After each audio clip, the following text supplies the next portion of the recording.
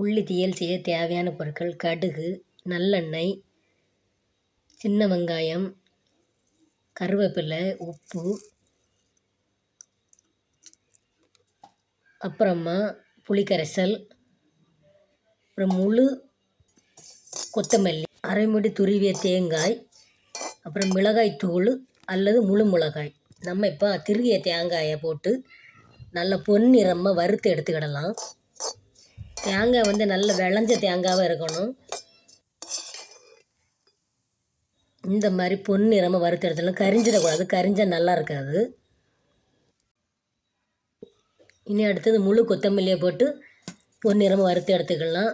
உங்களுக்கு முழு கொத்தமல்லி வறுக்க இஷ்டம் இல்லைன்னா மல்லித்தூளும் போட்டுக்கலாம். 2 ஸ்பூன் மல்லித்தூள் போட்டுக்கலாம். இது நம்ம ஒரு கைப்பிடி அளவு மல்லி எடுத்துருக்குறோம்.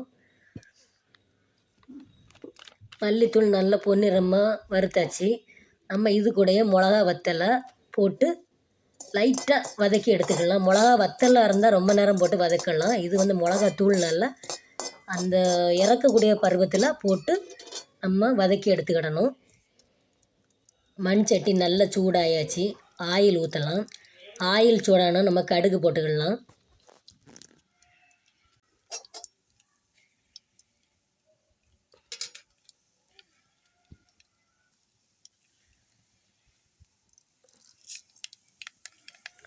கடுகு நல்லா வெடித்த உடனே கருவேப்பிலை போடலாம்.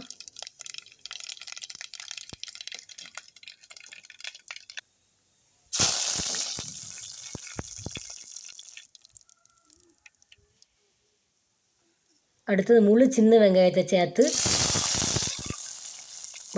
வதக்கி எடுத்துக்கிடலாம். பொன்னிறமாக வதக்கி எடுத்துக்கிடலாம்.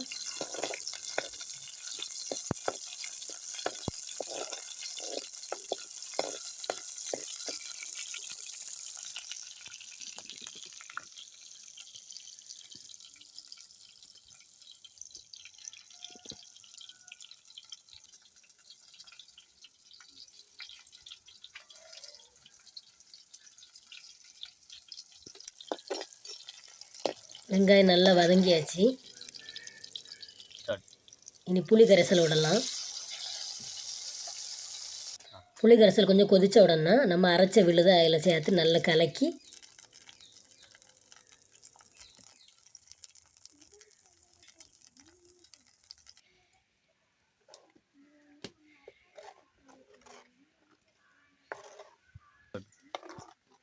தேவைப்பட்டால் கொஞ்சம் போல் காய போட்டு சேர்த்துக்கிடலாம். நீங்கள் மஞ்சத்தூளும் சேர்த்துக்கிடலாம்.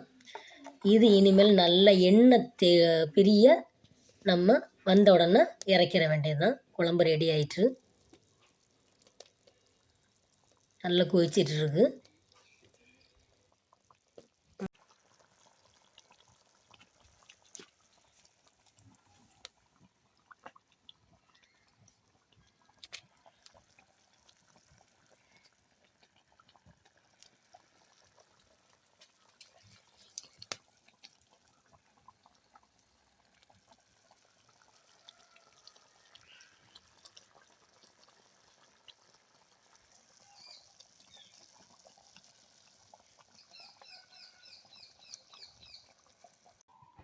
கேட்டிருக்கு. நம்ம இந்த கிளியை பார்க்கலாம்.